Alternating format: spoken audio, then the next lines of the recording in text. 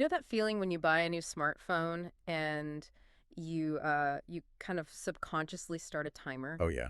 Like 2 or 3 years, and you just expect the battery to die by noon. Exactly. I mean, we just accept that digital decay. But when you're buying a primary family car, that mindset flips entirely. You expect it to go the distance. Right. It's a huge commitment.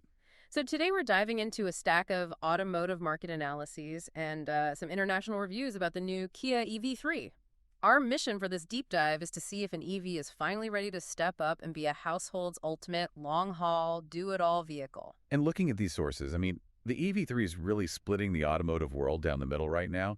In the US, it's being treated as this slick, accessible entry point into Right, EVs. because it starts around, what, 31,000? Yeah. $31,385 for about 220 miles of range. Yeah. And it peaks near 47,000 for the GT all-wheel drive version. So American analysts view it as a classy, sort of budget-friendly tech purchase. But then you read the Italian market analysis, and the vibe is completely different.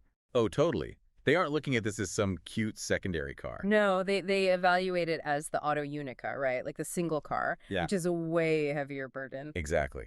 In European markets like Italy, a primary car is a major capital asset. It's meant to replace the workhorse family diesel. And buyers expect it to handle everything. I mean, grocery runs, summer vacations, daily commutes for like 15 to 20 years. Right. It's fascinating. In the States, it's viewed almost like a trendy tech purchase, but in Europe, it's treated like a 20-year marriage. That's a really great way to put it. But hang on, if an Italian buyer wants a car to do literally everything for 2 decades, why wouldn't they just buy a massive SUV just to guarantee they never run out of space? Like a larger EV. Yeah, like why not just get a 4.7-meter Tesla Model Y? Well, it comes down to European geography. Yeah. And really, the sheer geometry of utility.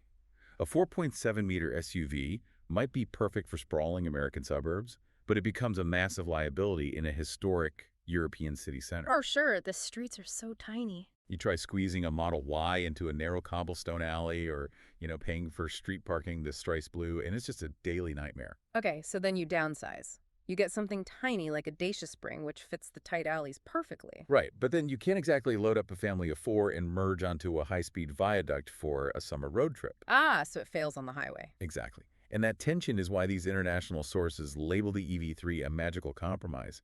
It's compact enough, just 4.3 meters long, to comfortably navigate those urban zones. Wow, 4.3 meters. But internally, didn't they carve out like a 460-liter trunk? Yes, they did. So it has the cargo space of a much larger sedan, but shoved into a city-friendly footprint. Yeah, and the battery specs back up that long-haul ambition, too. It uses an 81.4 kilowatt-hour battery. Which gives it, what, around 350 to 400 kilometers of range? Roughly, yeah. And that's even when you're cruising at true highway speeds, like around 130 kilometers per hour. So that specific ratio really allows it to bridge the gap between an agile city car and a legitimate family hauler. Okay, but let's test that 20-year marriage expectation. If the physical size is perfect, can the guts of the car actually survive 2 decades of daily punishment? Mechanically, the argument is actually remarkably strong. The EV3 uses fourth-generation NMC batteries. That's nickel manganese cobalt.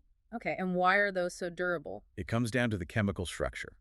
The nickel provides the energy density, while the manganese acts like a structural stabilizer.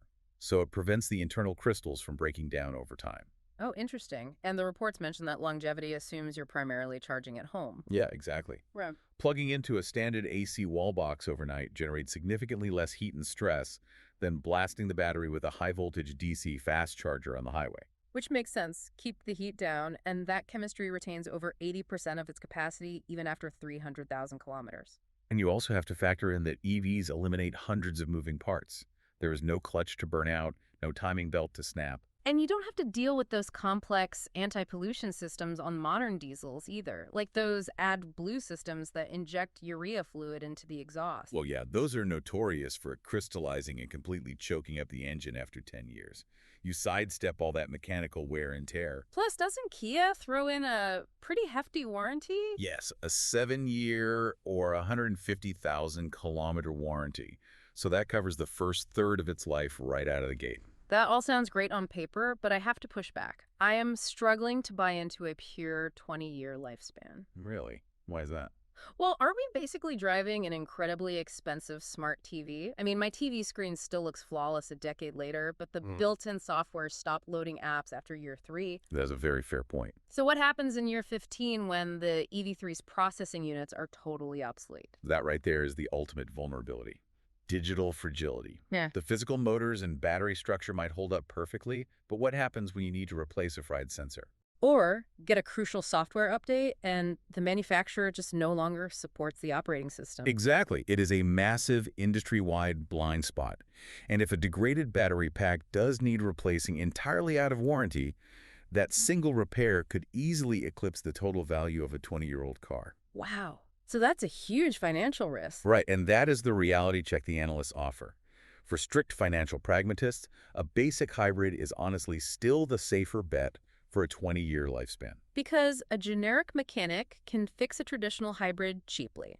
They don't need proprietary encrypted software or massive battery modules. Exactly. So it really comes down to a fundamental trade-off.